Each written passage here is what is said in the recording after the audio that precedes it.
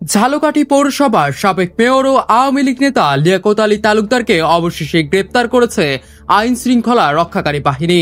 দীর্ঘদিন ধরে আত্মগোপনে ছিলেন ওই সাবেক মেয়র।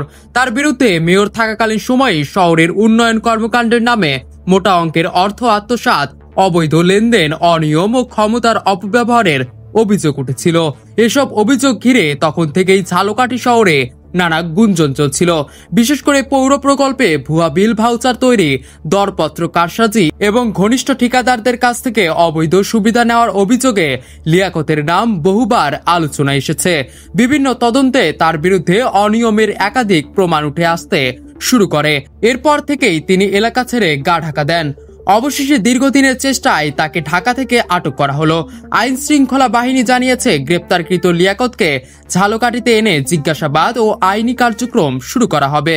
সাবেক এই মেয়রের গ্রেপ্তারে জনমনে মিশ্র প্রতিক্রিয়া দেখা দিয়েছে।